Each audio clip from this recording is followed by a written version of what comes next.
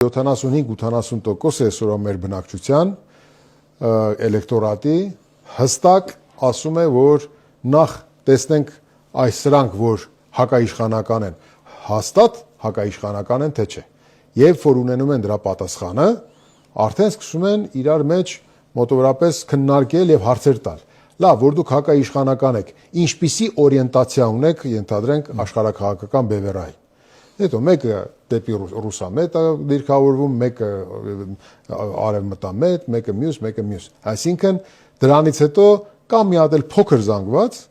մոտավորապես 15-20%, որ ուզում է սրտանց նայի ծրագրերին։ Կա մի հատված էլ, որ ուղղակի սրտի թելադրանքով է գնում ընտրությունների։ Այս բոլոր մեր